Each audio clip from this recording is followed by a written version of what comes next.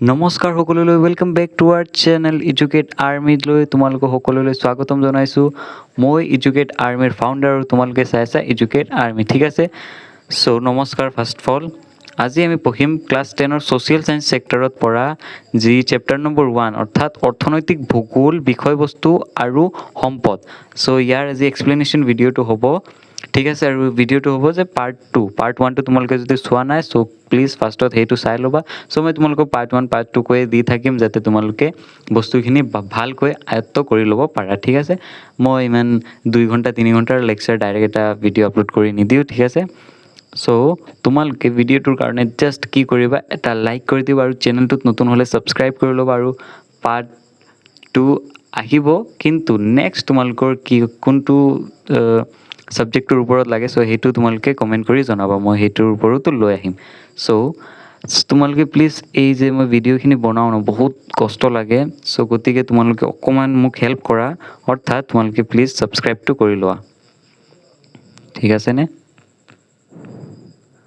চ' ব'লা আজিৰ এই ভিডিঅ'টো ষ্টাৰ্ট কৰোঁ চ' সেইদিনা আমি ইমানলৈকে পঢ়িছিলোঁ হয়নে পাৰ্ট 1ত ইমানখিনি শেষ হৈছিলে ইয়াৰ আগৰ যিমান আছে চ' গোটেইখিনি শেষ হৈছে চ' আজি আমি পঢ়িম ইয়াৰ পৰা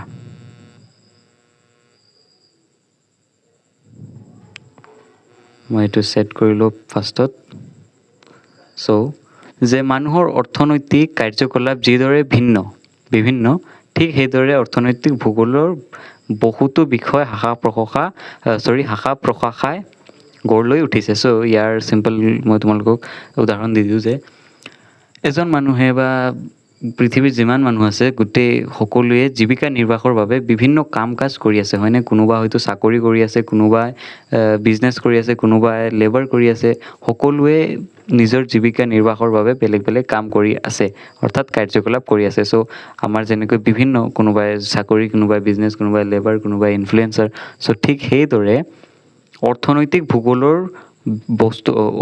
ভূগোলৰ বহুতো বিশেষ এনেকুৱা শাখা প্ৰশাখা আছে মানে যেনেকৈ আমাৰ বিজনেছ এইবিলাক ছেইম ঠিক তেনেদৰে অৰ্থনৈতিক ভূগোলৰো এনেকুৱা আছে পাৰ্ট কৰি চ' এইবোৰৰ ভিতৰত কি পৰিব যে কৃষি ভূগোল অৰ্থাৎ এগ্ৰিকালচাৰেল জিঅ'গ্ৰাফী তাৰপিছত ঔদ্যোগিক ভূগোল ইণ্ডাষ্ট্ৰিয়েল জিঅ'গ্ৰাফী তাৰপিছত সম্পদ ভূগোল জিঅ'গ্ৰাফী অফ ৰিচ'ৰ্চ তাৰপিছত পৰিবহণ ভূগোল ট্ৰান্সপৰ্ট জিঅ'গ্ৰাফী তাৰপিছত বজাৰ ভূগোল মাৰ্কেটিং জিঅ'গ্ৰাফী তাৰপিছত পৰিকল্পনা আৰু উন্নয়ন ভূগোল geography of planning and development তাৰপিছত পৰ্যটন ভূগোল জিঅ'গ্ৰাফী অফ টুৰিজম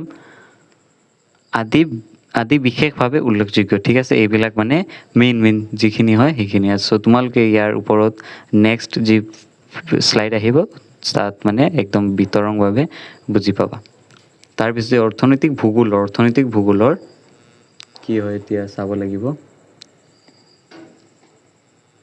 যে অৰ্থনৈতিক ভূগোলৰ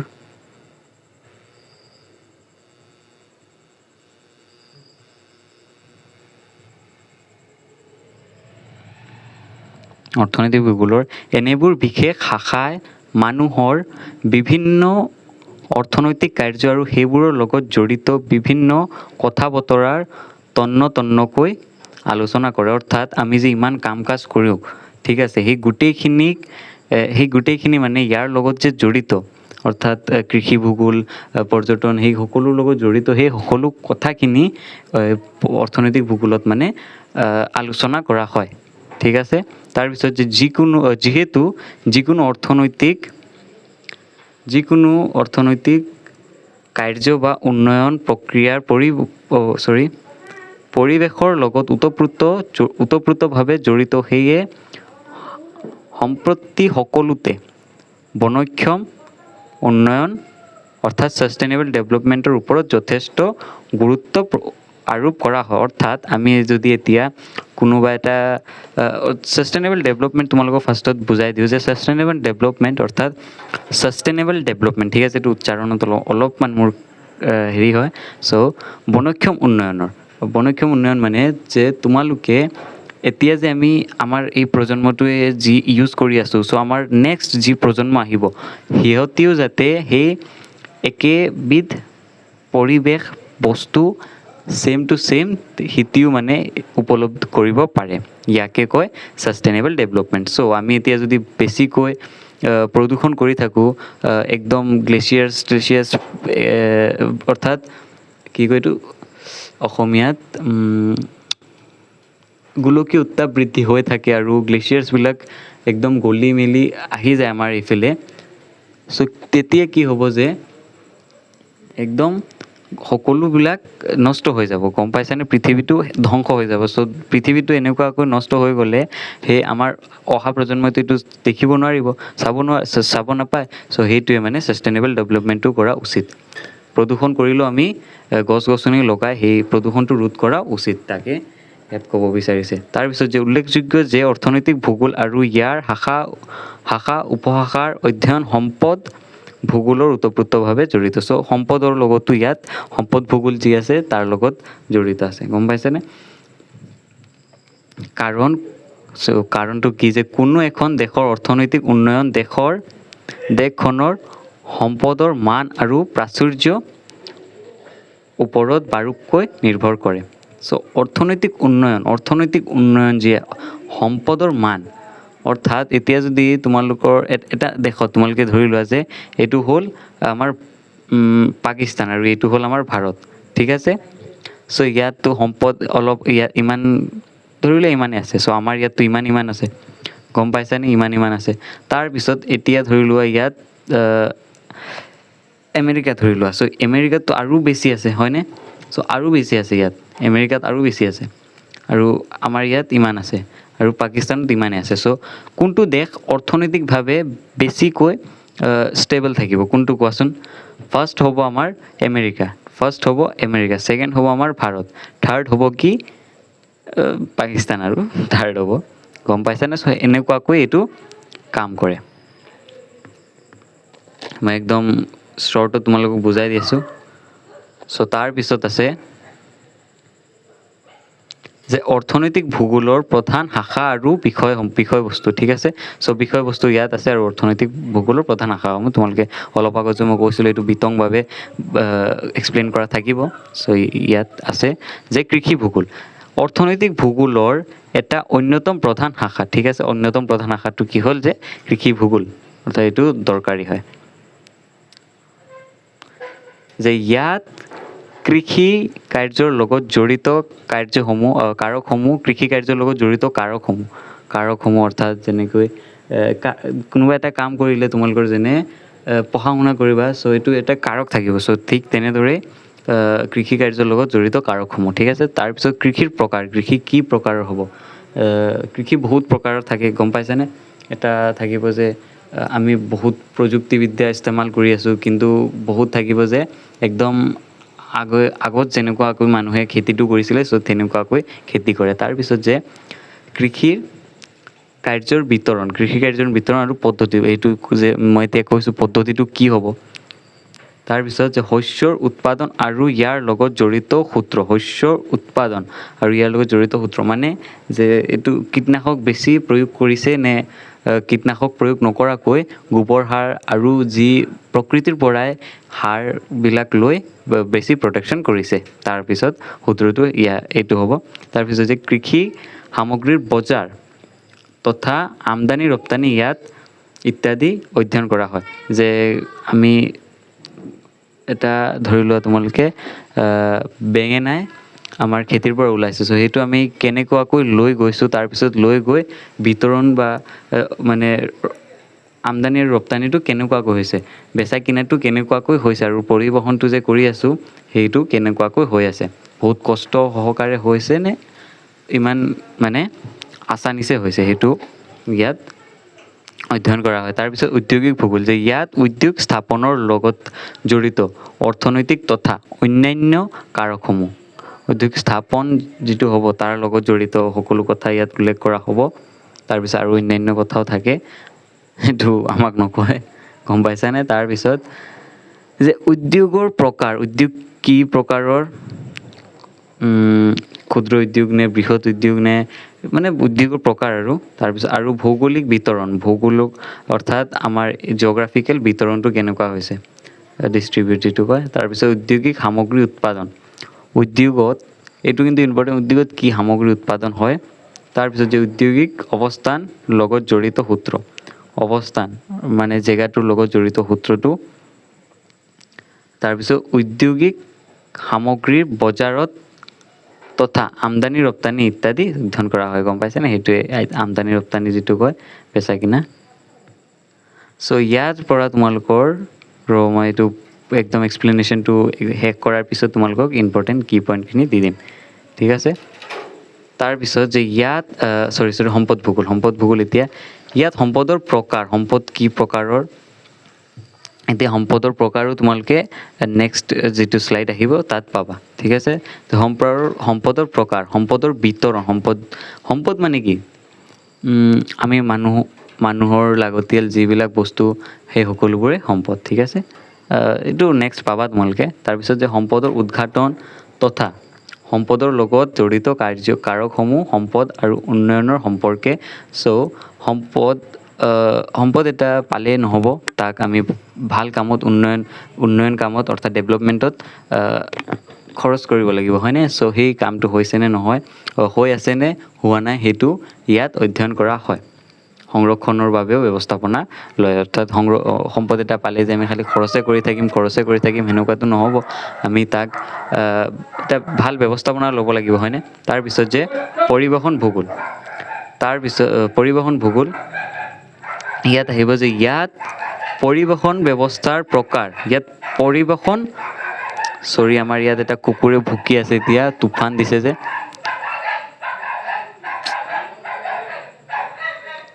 ভয় খাই গৈছে সি। চ' আমি আমাৰ পঢ়াত ধ্যান দিওঁ, হয়নে? তোমালোকে অকণমান ইগন'ৰ কৰি লোৱা। যে পৰিবহণ ভূগোল, ইয়াত পৰিবহণৰ ব্যৱস্থাৰ প্ৰকাৰ আৰু ইয়াৰ লগত জড়িত কাৰকসমূহ, গম পাইছানে? তাৰপিছত যে ইমানখিনিলৈকে ইমান ইম্পৰ্টেণ্ট নহয়, ঠিক আছে। এইটো ইয়াৰ লগত মানে মিলিবলৈ এইটো দিয়ে, হয়নে? তাৰপিছত যে সম্পদ বিতৰণ কেনেকুৱাকৈ হৈছে।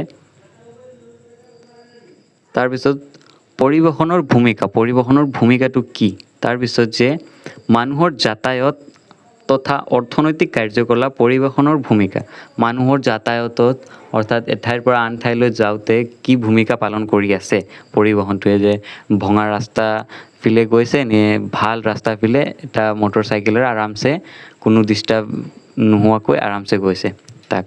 তাৰপিছত যে অৰ্থনৈতিক উন্নয়ন, যেনে ঔদ্যোগিক উন্নয়ন, কৃষি ক্ষেত্ৰত উন্নয়ন, পৰিবহণ ব্যৱস্থা উন্নয়ন, ভূমিকা ইত্যাদি অধ্যয়ন, যে উন্নয়ন হৈ আছে নে হোৱা নাই, অৰ্থাৎ পৰিবহণ মানে কি, এঠাইৰ পৰা আন ঠাইলৈ যোৱা। চ' পৰিবহণটো যে ৰাস্তা ঘাট সেইবিলাক ভালকৈ বনিছে নে বনা নাই, সেইটোৱে চাই। চ' নেক্সট হৈছে কি, বজাৰ ভূগোল।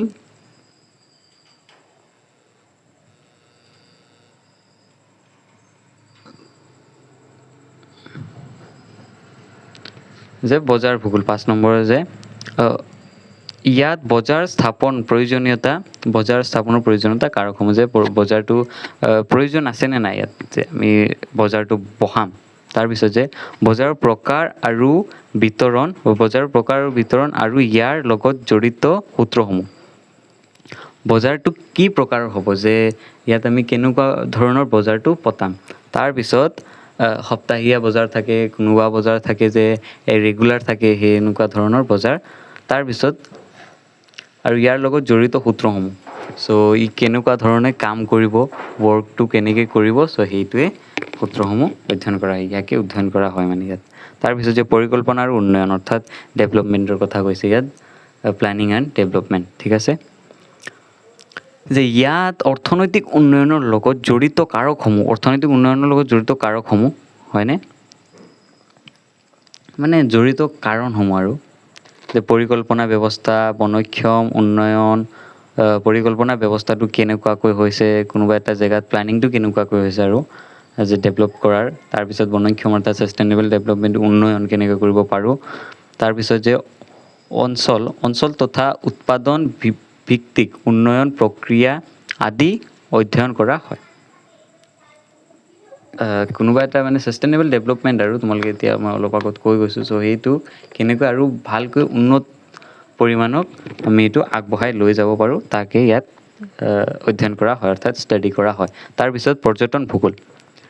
চ' ইয়াত কি দিছে, ইয়াত পৰ্যটন আৰু ইয়াৰ বিকাশৰ লগত জড়িত কাৰকসমূহ পৰ্যটন প্ৰকাৰ, পৰ্যটনৰ ব্যৱস্থা, উন্নয়ন প্ৰক্ৰিয়া আৰু পৰিকল্পনা ইয়াৰ অধ্যয়ন কৰা হয়। চ' পৰ্যটন মানে কি, কোনোবা এটা ঠাইৰ পৰা যে টুৰিষ্ট আহে, যেনেকৈ ধৰি লোৱা ইয়াৰ পৰা আমেৰিকাৰ পৰা ধৰি লোৱা আমাৰ ভাৰতত চাবলৈ আহিছে বা অসমতে চাবলৈ আহিছে।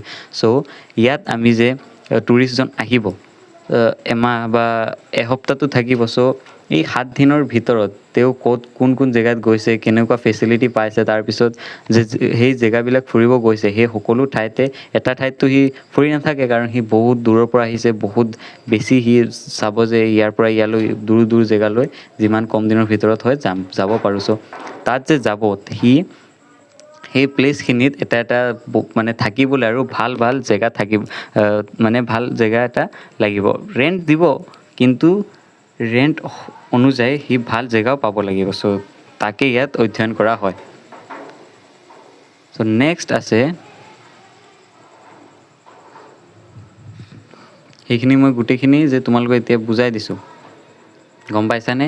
এইটো তোমালোকৰ এক্সামত এনেকুৱাকৈ এটা লং কুৱেশ্যন বনি যাব পাৰে যে অৰ্থনৈতিক ভূগোলৰ প্ৰধান শাখা আৰু বিষয়বস্তু বা প্ৰধান দুটা শাখা আৰু বিষয়বস্তুসমূহৰ প্ৰধান দুটা শাখাৰ কি আৰু তাৰ ওপৰত এটা চমুটোকা লিখা। গম পাইছানে? এনেকুৱাকৈ আহি যাব পাৰে, বা তাৰ বিষয়ে অকণমান বিতংভাৱে লিখা বা দুটা দফা লিখা, এনেকুৱা আহি যাব পাৰে। চ' তোমালোকে গোটেইখিনি ইম্পৰ্টেণ্ট হয়।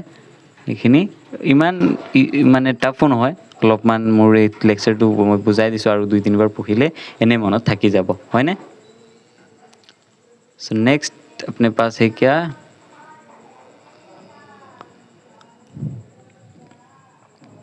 क्या है बेटा, যে যে সম্পদৰ অৰ্থ আৰু গুৰুত্ব। সম্পদৰ অৰ্থটো কি আৰু সেই গুৰুত্ব অৰ্থাৎ ভূমিকা, যেনেকৈ মই এতিয়া তোমালোকক পঢ়াই আছোঁ, হয়নে? চ' সেইটো তোমালোকে কোনোবাই যদি সোধে যে তাৰ ভূমিকাটো কি বা গুৰুত্বটো কি, সেই এটাই।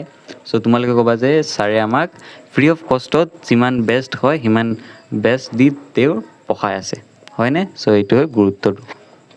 চ' ইমানখিনি কৰিছোঁ। চ' তোমালোকে প্লিজ ভিডিঅ'টোত এটা লাইক কৰি দিবা আৰু চেনেলটো ছাবস্ক্ৰাইব কৰি ল'বা, ঠিক আছে? বাৰে বাৰে কৈ আছোঁ, বেয়া নাপাবা, কিন্তু বহুত দৰকাৰ হয় মোৰ কাৰণে এইবিলাক। চ' প্লিজ এবাৰ তোমালোকে মোৰ ফালে চাই ছাবস্ক্ৰাইবটো কৰি ল'বা। চ' আমি আমাৰ লেচনটোলৈ আগবাঢ়োঁ। যে মানুহৰ জীৱন ধাৰণাৰ বাবে প্ৰয়োজনীয় সকলো বস্তুৱেই সম্পদ বোলা হয়। তোমালোকৰ যি বুলেট ড্ৰিম আছে, ডিউক ড্ৰিম আছে, সকলোৱে সম্পদ, ঠিক আছে? যে পৃথিৱীৰ বুকুত থকা, কিন্তু এইটো কিতাপত এইবিলাক নাই যে পৃথিৱীৰ বুকুত থকা বায়ু, পানী, মাটি, মই নিজৰ হেৰিটো কৰি আছোঁ, যে বায়ু, পানী, সূৰ্যৰ ৰশ্মি, মাটি, গছ গছনি, ফল মূল, খনিজ পদাৰ্থ আদি আটাইবোৰেই মানুহৰ বাবে লাগতিয়াল, সেয়ে এইবোৰ সম্পদ। গম পাইছানে? সম্পদ হ'বলৈ কি হ'ব লাগে, যে মানুহৰ আমাৰ যে জীৱন ধাৰণাত সেইটো প্ৰয়োজনীয় হয়, লাগতিয়াল হয়। যেনেকৈ এতিয়া আমাৰ খোৱা বোৱাটো সেইটো লাগতিয়াল, হয়নে? চ' সেইটো সম্পদ। এইটো ইমান বুজাবলগীয়া নাই। তাৰপিছত যে এই সম্পদসমূহ মানুহে প্ৰধানকৈ প্ৰকৃতিৰ বুকুৰ পৰা বিভিন্ন উপায়েৰে আহৰণ কৰে, হয়নে? যেনেকুৱাকৈ এতিয়া আমি ধানৰ পৰা কি হয়, চাউল হয়, চাউলটো আমি খাই জীয়াই থাকোঁ। চ' ধানটো যে সেই ধানটো প্ৰকৃতিৰ পৰাই ওলাইছে, হয়নে? চ' ইয়াত কৈছে মানে। তাৰপিছত যে প্ৰকৃতিৰ পৰা লাভ কৰে এই সম্পদসমূহৰ মানুহৰ নিজা শক্তি, বিদ্যা, বুদ্ধি আৰু কৌশল প্ৰয়োগ কৰি ব্যৱহাৰ কৰে। গম পাইছানে? যে ধানটো ডাইৰেক্টটো পৰিৱেশে আমাক ইমান নিদিয়ে। আমি কি কৰিব লাগিব, যে আমাৰ বুদ্ধি লগাব লাগিব, আমাৰ প্ৰযুক্তি লগাব লাগিব, যে আমি এটা মাটিখিনি ধৰি লোৱা ইয়াত মাটি আছে, হয়নে? মই কালাৰটো বেলেগ চুজ কৰি লৈছোঁ, ঠিক আছে? যে ইমান আমাৰ মাটি আছে। চ' এই মাটিখিনিত এতিয়া আমি ইমান খেতি কৰিছোঁ, যে প্ৰকৃতি ইয়াত এনেকৈ দিছে। চ' ইয়াৰ পৰা ধান ওলাইছে ধৰি লোৱা 10 কেজি, কিন্তু ইয়াৰ পৰা আমি যদি এতিয়া ভালকৈ মাটিডৰা চপাই মেলি ভালকৈ ইয়াত এনেকুৱাকৈ আধুনিক পদ্ধতি ব্যৱহাৰ কৰি খেতিটো কৰোঁ চ' ইয়াৰ পৰা কমচে কম 10 বা 10 কুইণ্টেল ধান ওলাব হয়নে 10 কুইণ্টেল বাদ দিয়া তোমালোকে 100 কেজি ধান ওলাব চ' ইয়াত 10 কেজি ইয়াত 100 কেজি চ' গম পাইছানে ডিফাৰেঞ্চটো আমি আমাৰ বুদ্ধি কৌশল সেইখিনি লগাই ইয়াৰ পৰা বেছি প্ৰডাকশ্যন কৰিব পাৰিছোঁ ৰাইচৰ ইয়াকে ইয়াত কৈছে তাৰপিছত বেছি ডাঙৰ কৰি দিলোঁ যে এই সম্পদসমূহৰ প্ৰাচুৰ্যৰ বাবে মানুহৰ মৌলিক প্ৰয়োজন খাদ্য আশ্ৰয় আৰু বস্ত্ৰকে ধৰি অন্যান্য বহু চাহিদা পূৰণৰ লগতে জীৱন ধাৰণাৰ মানদণ্ড উন্নয়ন সম্ভৱ হৈছে তাৰ ওপৰতে মানে ভিত্তি কৰি আৰু আমাৰ জীৱনৰ মানদণ্ডটো উন্নয়ন হৈছে সেই যে মই এতিয়া উদাহৰণটো দিছোঁ সেইটোৱে প্ৰকৃতিৰ দিয়াৰ পিছত আমি বুদ্ধিটো লগাই মেলি আমাৰ উন্নয়ন কৰিছোঁ হয়নে 10 কেজিৰ জেগাত 100 কেজি ধান লৈছোঁ চ' উন্নয়ন হৈছে নে নহয় সেইটোৱে তাৰপিছত যে কিন্তু মন কৰিবলগীয়া যে পৃথিৱীত পোৱা যিকোনো বস্তুৱে সম্পদ নহয় পৃথিৱীত পোৱা আকৌ যিকোনো বস্তুৱে সম্পদ হ'ব পাৰে জানো নোৱাৰে হয়নে পৃথিৱীততো বহুত বস্তু আছে আমি গন্তি কৰিব নোৱাৰোঁ সিমান বস্তু আছে চ' গোটেইখিনি সম্পদ হ'ব নোৱাৰে চ' প্ৰখ্যাত অৰ্থনৈতিকবিদ কি নামজন চাই লওঁ যে জিমৰামৰ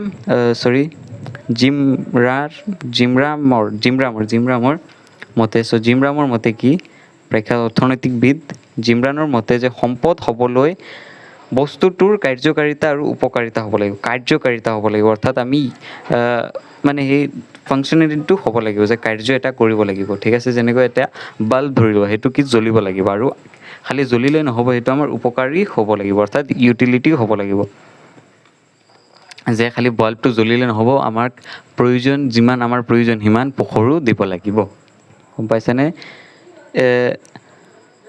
গুণ দুটা থাকিব লাগিব সেই গুণ দুটা থাকিব লাগিব এটা সম্পদ হ'ব হ'লে তাৰপিছত এনে দুটা গুণৰ বাবে সম্পদ ব্যৱহাৰৰ যোগেদি মানৱ কল্যাণ আৰু আৰ্থ-সামাজিক উৎকৰ্ষণ সম্ভৱ হৈছে চ' এই দুটা মেইন ফাংচনৰ বাবেই আমাৰ উন্নয়নটো হৈ আছে তাৰপিছত সেয়ে সম্পদ আৰু ইয়াৰ ব্যৱহাৰ মানৱ সমাজৰ উন্নয়নৰ লগত ওতঃপ্ৰোতভাৱে জড়িত চ' সম্পদ আৰু ইয়াত চাই লওঁ মই সেয়ে সম্পদ আৰু ইয়াৰ মানুহৰ সমাজৰ উন্নয়ন চ' সম্পদ অৰ্থাৎ মই যিটো বাল্বৰ এক্সাম্পল দিয়ে দিছোঁ বাল্ব যদি নজ্বলে আমি ৰাতি কাম কৰিব পাৰিম জানো নোৱাৰোঁ চ' সেইটোৱে যে সেই সম্পদটো আৰু লগতে আমাৰ মানৱ উন্নয়ন যিটো হৈ আছে সেইটো ওতঃপ্ৰোতভাৱে জড়িত হৈ আছে এনেকৈ তোমালোকে এতিয়া ডিভাইচৰ পৰা পঢ়ি আছে মোবাইল হ'ব পাৰে লেপটপ হ'ব পাৰে যিয়ে নহওক চ' সেই তাৰ পৰা যে তোমালোকে কনজিউম কৰি আছে মোৰ এই কণ্টেণ্টটো চ' সেইটো এটা সম্পদ হয়নে আৰু সম্পদ আৰু তোমালোকে যিটো এতিয়া পঢ়ি মেলি এতিয়া ডাঙৰ মানুহ হ'বা চ' বা তোমালোকৰ জ্ঞানটো বাঢ়িব হয়নে চ' সেই জ্ঞানটো যে বাঢ়িব সেইটো মানে তোমালোকৰ মাইণ্ডটো ডেভেলপ হৈ আছে চ' মানৱ সম্পদ যিটো তোমালোকে এতিয়া হৈছা চ' সেই মানৱ সম্পদটো ডেভেলপমেণ্ট হ'বলৈ সেই সম্পদৰ প্ৰয়োজন আছে চ' সেইকাৰণে কৈছে যে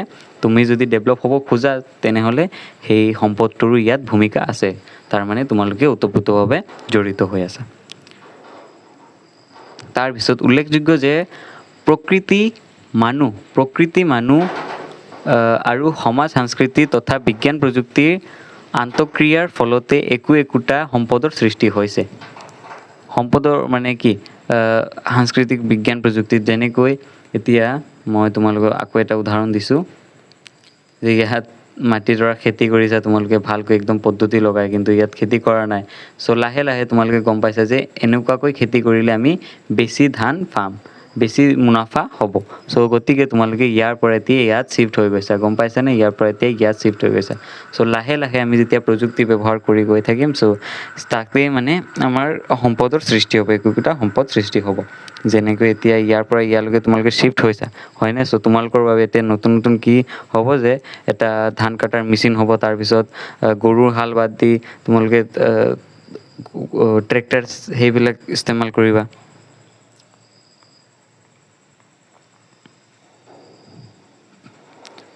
তাৰপিছত যে মানুহ সম্পদৰ উপভোক্তা চৰি বেছি আগবাঢ়ি গ'লোঁ যে মানুহ সম্পদৰ লগত দুই ধৰণে জড়িত। মানুহ সম্পদৰ লগত কি ধৰণে এতিয়া জড়িত হৈ আছে এইটো চাম, কিন্তু এইটো তোমালোকৰ এক্সামত আহি যাব পাৰে, গম পাইছানে? চ' উত্তৰটো হ'ব যে দুই ধৰণে জড়িত। কি এটা উৎপাদক অৰ্থাৎ আমি যি প্ৰডিউচ কৰোঁ, প্ৰডিউচাৰ হিচাপে, সম্পদৰ উপভোক্তা অৰ্থাৎ কনজিউমাৰ হিচাপে। আমি ধানটো ফলাওঁ আৰু আমিয়ে ধানটো কনজিউম কৰোঁ, অৰ্থাৎ আমিয়ে ধানৰ পৰা চাউল মেলি কৰি ভাতটো বনাই খাওঁ, গম পাইছানে? যে আমিয়ে ধানটো প্ৰডাকশ্যন কৰোঁ আৰু আমিয়ে কনজিউম কৰোঁ। ইয়াত কৈছে, ইমান ডাঙৰ যে ৰকেট চাইন্স নহয়, এইটো গম পাই গৈছে তোমালোক সকলোৱে, যে মানুহৰ প্ৰয়োজনীয় বহু সম্পদ যদিও প্ৰকৃতিয়ে যোগান ধৰে, ইয়াৰ বেছিভাগেই মানুহে প্ৰয়োজনীয় অনুসৰি ব্যৱহাৰ উপযোগী কৰি লয়। গম পাইছানে? যে এতিয়া যে ডাইৰেক্ট যদি এতিয়া তোমালোকক ৰুটি খাব বিচাৰা তোমালোকে, ঠিক আছে, চ' ডাইৰেক্ট যদি এতিয়া ঘেঁহু দি দিয়ে নহ'ব। তোমালোকে এটা ফেক্টৰী খুলিব লাগিব, তাত সেই ঘেঁহুখিনি পিচিব লাগিব, তাৰপিছতহে তোমালোকে সেইটো খাব পাৰিবা। মই এটা চিম্পল উদাহৰণ দি দিছোঁ যাতে তোমালোকে গম পোৱা। চ' আমি আমাৰ প্ৰয়োজন অনুসৰি যেনেকৈ এতিয়া ৰুটি খাম, চ' প্ৰয়োজন অনুসৰি সেইটো আমি ঘেঁহুটো আটালৈ কনভাৰ্ট কৰি লৈছোঁ। তাৰপিছত যে তদুপৰি প্ৰকৃতিত থকা সামগ্ৰীবোৰৰ কাৰ্যকাৰিতা আৰু উপকাৰিতা সম্পৰ্কে গুণবোৰ মানুহৰ জ্ঞানৰ জৰিয়তেহে উদ্ঘাটন হৈছে। যে ধৰি লোৱা ধানটো বাদ দিয়া, তোমালোকে বহুত ধান কৈ আছোঁ তোমালোকক, মই এটা বেলেগ উদাহৰণ লৈছোঁ।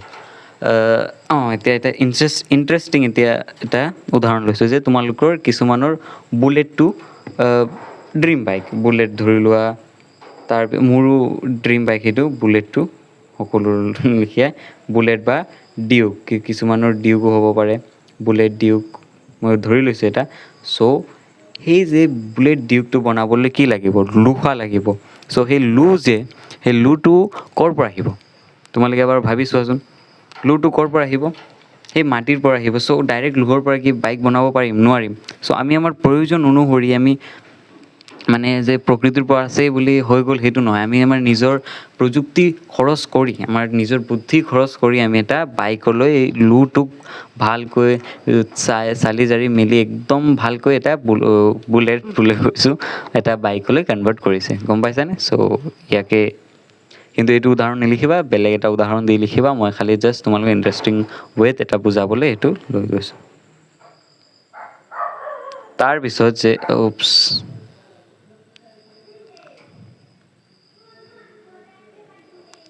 মানুহৰ জ্ঞানৰ পৰিসৰ বৃদ্ধিৰ লগে লগে নতুন সম্পদৰো সৃষ্টি হৈছে আৰু ব্যৱহাৰ হৈছে। চ' আমাৰ যিমান জ্ঞানটো বাঢ়ি গৈছে, লাহে লাহে আমি বাইকৰ পৰা ফ্লাইটত গৈছোঁ, ফ্লাইটৰ পৰা আমি ৰকেট বনাইছোঁ, ৰকেটৰ পৰা এতিয়া আমি মংগল গ্ৰহত গৈছোঁ, স্পেচ এক্স, তোমালোকে এইবিলাক নাম শুনিছাই। সেইটোৱে। তাৰপিছত অৰ্থাৎ প্ৰাকৃতিকভাৱে পোৱা সম্পদৰ উপৰিও বহু সম্পদ যেনে প্ৰযুক্তি, ঘৰ দুৱাৰ, ৰাস্তা ঘাট, উদ্যোগ, কাৰখানা, স্কুল, কাৰ্যালয়, কৃষি কাৰ্য, সঁজুলি, যান বাহন আদি মানুহে নিজৰ প্ৰযুক্তি নিজে প্ৰস্তুত কৰিছে। ইয়াকে কৈছে, মোৰ যি উদাহৰণ দিছে সেইটো তোমালোকে ইয়াত লিখিব পাৰা যে সেয়ে সম্পদক মানৱসৃষ্ট সম্পদ, কাৰখানা আদি, সেয়ে এনে সম্পদক মানৱসৃষ্ট সম্পদ বোলে। চ' আমি নিজৰ প্ৰয়োজন অনুসৰি ৰাস্তা ঘাটবিলাক বনাই লৈছোঁ, চ' সেইকাৰণে এইবিলাক মানৱসৃষ্ট সম্পদ, অৰ্থাৎ আমি নিজে সৃষ্টি কৰি লৈছোঁ। হয়, এইটো আমি প্ৰকৃতিৰ পৰাই বস্তুখিনি লৈছোঁ, কিন্তু আমি সেইটো বহুত প্ৰযুক্তি ইস্তেমাল কৰিছোঁ, অৰ্থাৎ প্ৰযুক্তিটোতো আমাৰ, হয়নে? তদুপৰি সম্পদ উৎপাদন আৰু সৃষ্টিকৰ্তা হিচাপে মানুহক এক প্ৰকাৰৰ সম্পদ, যাক মানৱ সম্পদ বোলা হয়। আমিও এটা সম্পদ হয়, গম পাইছানে? মানুহো এটা সম্পদ, অৰ্থাৎ আমাৰ মানুহ সম্পদ হ'বলৈ গুণ, স্কিল থাকিব লাগিব, তাৰপিছত নিজৰ মানে এটা জ্ঞান থাকিব লাগিব যে বুলি গণ্য কৰা হয়। তাৰপিছত যে মন কৰিবলগীয়া যে প্ৰাকৃতিক আৰু মানৱসৃষ্ট সম্পদৰ ব্যৱহাৰৰ তাৰতম্য নিৰ্ভৰ কৰে মানুহৰ চাহিদাৰ পৰিৱৰ্তন আৰু নতুন হয়নে? এইটো আমাৰ চাহিদা, যেনেকৈ এতিয়া ধৰি লোৱা ইয়াত, ৰ'ব মই চাহিদা এইটো বুজাই দিছোঁ, যে ইয়াত এটা গাঁও আছে ধৰি লোৱা, আৰু ইয়াত এটা গাঁও আছে। চ' এই গাঁৱৰ মানুহজন ইয়াত যাব বিচাৰে কিন্তু যাব নোৱাৰে, কেলৈ? ইয়াত নদী এটা আছে। কিন্তু এতিয়া যেতিয়া এই ব্ৰিজটো বনাই লৈছে, হয়নে? এই ব্ৰিজটো যে বনাই লৈছে, ইয়াৰ পৰা যাওঁ তেতিয়া বহুত সহজ হৈ গৈছে।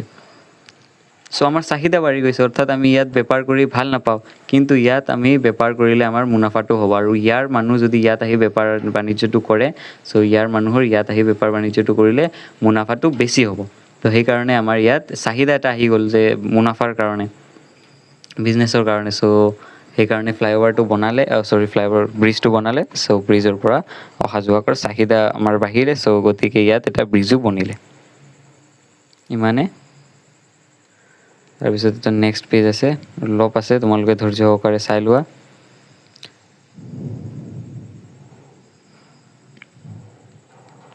ইমানখিনিলৈকে সেই তাত বুজোৱা হৈছে। ইয়াৰ পৰা এটা ষ্টাৰ্ট কৰোঁ, হয়নে?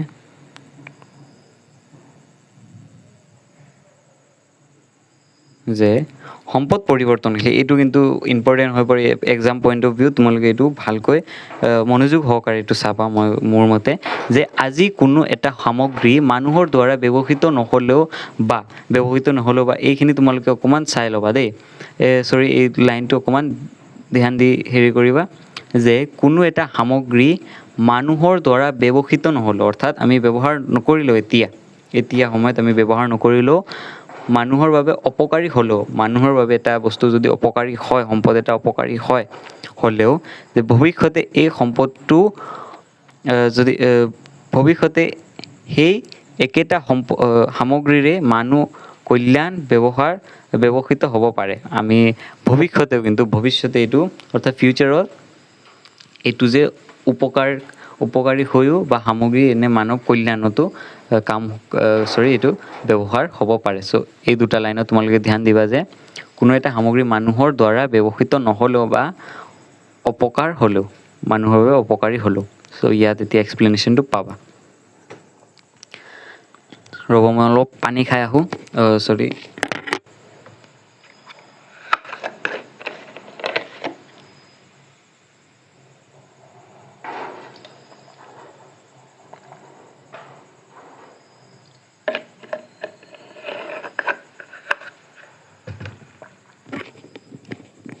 ঠিক আছে। এতিয়া যে এনে সামগ্ৰীসমূহৰ যিবোৰে মানুহৰ কোনো ধৰণৰ উপকাৰ বা অপকাৰ নকৰে, গম পাইছানে? উপকাৰ বা অপকাৰ নকৰে, দুইটাই নকৰে, কিন্তু সেইবোৰক নিৰপেক্ষ বা নিষ্ক্ৰিয় সামগ্ৰী বোলে। এইটো কি কয়? নিৰপেক্ষ বা নিষ্ক্ৰিয় সামগ্ৰী। এইটো ইম্পৰ্টেণ্ট হয়, এইটো চাই ল'বা, নিৰপেক্ষ আৰু নিষ্ক্ৰিয়। সেইটো কি হ'ব? যে অপকাৰ বা উপকাৰ দুইটাই নকৰে বোলা হয়। তাৰপিছত উদাহৰণস্বৰূপে, মানুহে যেতিয়ালৈকে শক্তি উৎপাদন, কয়লা, খনিজ তেল ব্যৱহাৰ নাজানিছিলে, অৰ্থাৎ যেতিয়ালৈকে যে খনিজ তেলৰ পৰা পেট্ৰল, ডিজেল সেইবিলাক বনে, কয়লাৰ পৰা যে আমি শক্তি উৎপন্ন কৰিব পাৰোঁ, সেইখিনি কথা গম পোৱা নাছিলে, তেতিয়ালৈকে সেইখিনি নিৰপেক্ষ সামগ্ৰীহে আছিলে। যে আনহাতে যিবোৰ সামগ্ৰী বা পৰিঘটনাই মানুহৰ অপকাৰ সাধন কৰে, সেইবোৰক প্ৰতিৰোধক বোলা হয়। যেনেকুৱাকৈ এটা বানপানী হ'ল তোমালোকৰ এৰিয়াত ধৰি লোৱা, চ' সেইটো কি হ'ব? প্ৰতিৰোধক।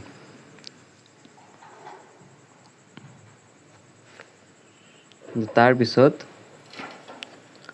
উদাহৰণস্বৰূপে, অনুৰ্বৰ মাটি, বানপানীৰ জৰ্জৰিত অঞ্চল আদি একোটা প্ৰতিৰোধক। সেইটোৱে মই কৈছিলোঁ এতিয়া। তাৰপিছত এইটো ইম্পৰ্টেণ্ট হৈ পৰে, যে এইখিনি উল্লেখযোগ্য যে পশ্চিমবংগত সঘনাই বানপানী সৃষ্টি কৰা দামোদৰ নদীৰ ওপৰত বান্ধ নিৰ্মাণ কৰি জলবিদ্যুৎ শক্তি উৎপাদন কৰা জলসিঞ্চনৰ ব্যৱস্থা নকৰালৈকে দামোদৰ নদীৰ প্ৰতিৰোধক হিচাপে গণ্য কৰা হৈছিল। গতিকে মানুহৰ জ্ঞান প্ৰসাৰ আৰু বিজ্ঞান প্ৰযুক্তি উন্নয়নৰ ফলত পৃথিৱীত থকা এনে বহু নিৰপেক্ষ আৰু প্ৰতিৰোধক সামগ্ৰী মানুহৰ সুস্পষ্ট ফলত সম্পদলৈ ৰূপান্তৰিত হয়। গম পাইছানে যে এটা সময় আছিলে দামোদৰ নদী একদম পশ্চিমবংগত মানে বানপানীত জৰ্জৰিত হৈ যায়, কিন্তু যেতিয়া নদী বান্ধটো দি দিলে আৰু তাৰ পৰা শক্তি উৎপাদন কৰিলে, অৰ্থাৎ বিজুলী জেনেৰেট কৰা আৰম্ভ কৰিলে, চ' তাৰ ডেম এটা দি মানে, চ' তেতিয়া সেই প্ৰতিৰোধকটো উপকাৰিতা সম্পদ হৈ উৎপন্ন হ'লে। চ' এটা মানে অপকাৰী সম্পদকো আমি ৰূপান্তৰ কৰিব পাৰোঁ। কনচেপচুৱেলাইজ যিকোনো কুৱেশ্যন আহি যাব পাৰে। নেক্সট কাটি দিলোঁ মই, যে সম্পদৰ এনে পৰিৱৰ্তনশীল বৈশিষ্ট্যৰ বাবে আজি উপকাৰী বুলি গণ্য হোৱা এটা সামগ্ৰী বা পৰিঘটনা সময়ৰ গতিত অপকাৰ নিষ্ক্ৰিয় সামগ্ৰীলৈও ৰূপান্তৰিত হ'ব পাৰে। যে আজি এইটো ভাল হৈ আছে, কিন্তু নেক্সট পৰৱৰ্তী সময়ত যে এইটো এটা ডাঙৰ অপকাৰ কৰিব পাৰে, সেইটোও কিন্তু হ'ব পাৰে। গম পাইছানে? যে উপকাৰ হৈ আছে বুলি উপকাৰে হৈ থাকিব এনেকুৱা নহয়। যে অৰ্থাৎ সামাজিক পৰিৱৰ্তন ঘটাৰ লগে লগে সম্পদৰ ধাৰণা আৰু ইয়াৰ আহৰণ আৰু ব্যৱহাৰো পৰিৱৰ্তন ঘটে। ইয়াকে কৈছে, আৰু অলপ আছে, তোমালোকক ইমান মই বেছি লোড নিদিওঁ। যে উল্লেখযোগ্য যে বহু ক্ষেত্ৰত সম্পদ আৰু সম্পত্তি একে বুলি গণ্য কৰা হয়, কিন্তু সেইটো নহয়। যে এইটো চাবা এতিয়া, কিন্তু অৰ্থনৈতিক সূত্ৰ অনুসৰি যিবোৰ সামগ্ৰী বিনিময়, এইটো তোমালোকে অকণমান নোট কৰি ল'বা, যে যিবোৰ সামগ্ৰী বিনিময় মূল্য আছে, বিনিময় অৰ্থাৎ যেনেকুৱা এটা পেন মই বিকিলোঁ, তাৰ এটা মূল্য আছে, হয়নে? দোকানদাৰে মোক 5 টকা, 10 টকা, 15 টকা, 20 টকা এটা কলম বিক্ৰী কৰিলে, চ' তাৰ এটা মূল্য আছে, সেইটো কি সম্পত্তি হ'ব। যে সেইবোৰক সম্পত্তি অৰ্থাৎ ৱেল্থ বুলি কোৱা হয়। ৱেল্থ তোমালোকে শুনিছাই, তোৰ কিমান ৱেল্থ আছে, মোৰ কিমান ৱেল্থ আছে, চ' তাক ৱেল্থ বুলি কোৱা হয়। অৰ্থাৎ মূল্য এটা থাকিব। মন কৰিবলগীয়া যে ব্যৱহাৰৰ উপযোগী হোৱাৰ উপৰিও সম্পত্তিৰ যোগান তুলনামূলকভাৱে সীমিত, আৰু ইয়াক এজনৰ পৰা আন এজনলৈ মূল্যৰ জৰিয়তে স্থানান্তৰ কৰিব পাৰি। দোকানদাৰে মোক কলমটো বিকিছে, অৰ্থাৎ এজনৰ পৰা আনজনলৈ স্থানান্তৰ হৈছে মূল্যৰ সহকাৰে। ঠিক আছে, মই তাক যিমান তাৰ মূল্যটো দি আছোঁ, চ' সি মোক কলমটো দিছে। যে ভূমি, ঘৰ দুৱাৰ, যন্ত্ৰপাতি কোম্পানীৰ অংশ, যে ঘৰ দুৱাৰ আছে, যন্ত্ৰপাতি আছে, তাৰপিছত কোম্পানীৰ অংশ অৰ্থাৎ ষ্টক মাৰ্কেট শ্বেয়াৰ যি হয় তাকে কৈছে। আদি সকলোবোৰ সম্পত্তি, কি এটা সম্পত্তি। কিন্তু এতিয়া সম্পদনো কি? যে ইয়াৰ বজাৰ মূল্য আছে, এইটো সম্পত্তিৰ বজাৰত মূল্য আছে। কিন্তু সূৰ্যৰ ৰশ্মি, বায়ু, পানী, মৃত্তিকা, নদীৰ স্ৰোত, শিক্ষা, সামাজিক অনুষ্ঠান, উপযুক্ত চৰকাৰ, জনস্বাস্থ্য আদি সম্পত্তিৰ শ্ৰেণীত অন্তৰ্ভুক্ত কৰা নহয়। সম্পত্তিত এইবিলাক নপৰে, কাৰণ এইবিলাকৰ বজাৰত কোনো মূল্য নাই, আৰু যদিও আছে এইটো অমূল্য। সেইকাৰণে এইটো সম্পত্তি। সম্পদ আৰু সম্পত্তিৰ ভিতৰত কি পাৰ্থক্যটো আহিব পাৰে, বা তোমালোকে জনাটো উচিত। এইটো ইয়াৰে কিছুমান অপৰ্যাপ্ত, আন কিছুমান হস্তান্তৰ নহয়, আৰু বজাৰৰ মূল্য নাই। গতিকে সেই সকলোবোৰ সম্পত্তিয়ে সম্পদ। ঠিক আছে, যে ঘৰ দুৱাৰ, সেই সকলোবোৰ কিন্তু এটা সম্পত্তি, কিন্তু এইবিলাক সম্পদো হয়। সেইবিলাক সম্পদো হয়, যে ঘৰটো বিকিলে আমি পইচা পাম, হয়নে? চ' সেইটো সম্পদো হয়, কিন্তু যে সকলোবোৰ সম্পদ হ'ব নোৱাৰে। সকলো সম্পত্তি কিন্তু সম্পদ হ'ব।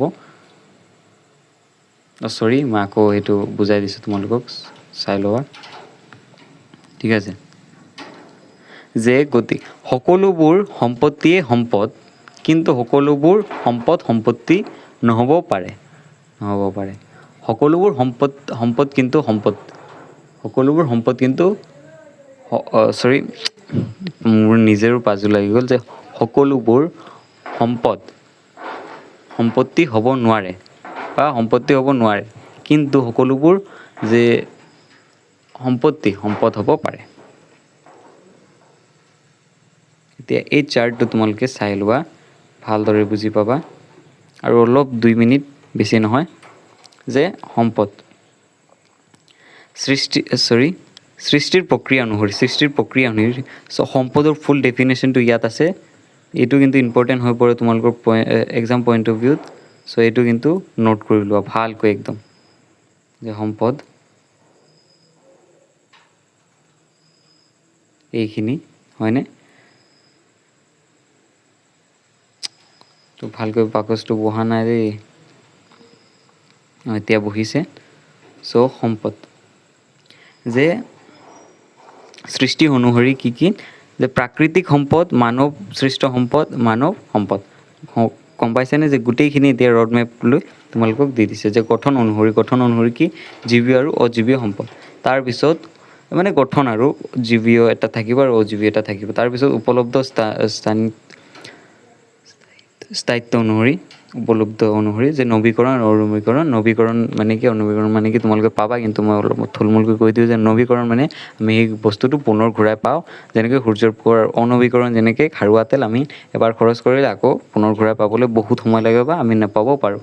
তাৰপিছত মালিকানা স্বত্ব ভিত্তি কৰি যে ব্যক্তিগত সম্পদ আমাৰ ঘৰ দুৱাৰ সেইবিলাক হৈ গ'ল। তাৰপিছত জাতীয় সম্পদ, এটা ৰাষ্ট্ৰ বা এটা ৰাজ্যৰ আণ্ডাৰত থকা সম্পদ। তাৰপিছত আন্তৰ্জাতিক, অৰ্থাৎ সকলোবোৰ, বতাহ ধৰি লোৱা তোমালোকে, সকলোৰ বাবে একেই।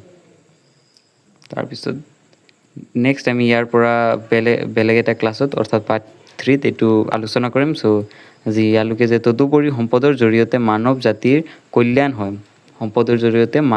কল্যাণ হয়, কিন্তু সম্পত্তিৰ দ্বাৰা মানুহৰ বা অপকাৰ দুয়োটাই হ'ব পাৰে, উপকাৰ বা অপকাৰ দুয়োটাই হ'ব পাৰে। ঠিক আছে, যে সম্পত্তি এটা ধৰি লোৱা, এটা বাইক, ইয়াৰ পৰা আমি এক্সিডেণ্ট হ'ব পাৰে, ঠিক আছে, কিন্তু সম্পত্তি যেনেকুৱাকৈ সূৰ্যৰ পোহৰ, তাৰ পৰা আমি কেতিয়াও অপকাৰ নহ'ব। গম পাইছানে? চ' ইয়াৰ উদাহৰণ এইটো দিছে, যে উদাহৰণস্বৰূপে বজাৰৰ মূল্য থকা বিষ, ৰাসায়নিক কীটনাশক দ্ৰব্য আদি সম্পত্তি। গম পাইছানে? কিন্তু সেইবোৰ সেৱন মানুহৰ বাবে অপকাৰ বা বিপদজনক, সেয়ে এনেবোৰ সামগ্ৰিক সম্পদ নহয়। চ' এতিয়া তোমালোকৰ বাবে চাগে পূৰা একদম ক্লিয়াৰ হৈ গৈছে, আৰু যদি হোৱা নাই আকৌ এবাৰ চাই ল'ব পাৰা তোমালোকে, আৰু নিজৰ পৰাও চেল্ফ ষ্টাডিটো কৰিবা, সেইটো ইম্পৰ্টেণ্ট হয়। ক্লাছ 10ত আছা, চ' বেষ্ট অফ লাক তোমালোকৰ HSLC এক্সামিনেশ্যনৰ বাবে। আৰু ভিডিঅ'টো অকণমান লং হৈ গ'ল, চ' নেক্সট ভিডিঅ'খিনি শ্বৰ্ট আহিব, মই তোমালোকক কথা দিছোঁ। চ' তোমালোকে পাৰ্ট 3ৰ বাবে কমেণ্ট কৰা, মই জল্দি পাৰ্ট 3টো লৈ আহিম। আজিৰ ভিডিঅ'টোত ইমানলৈকে। ভিডিঅ'টো তোমালোকে ইমান শেষলৈকে চোৱাৰ বাবে ধন্যবাদ, আৰু ভিডিঅ'টোত প্লিজ এটা লাইক কৰি দিবা, আৰু চেনেলটো নতুন হ'লে ছাবস্ক্ৰাইবটো কৰি ল'বা। চ' বাই বাই, মিলতে হে কিছি নেক্সট वीडियो पे।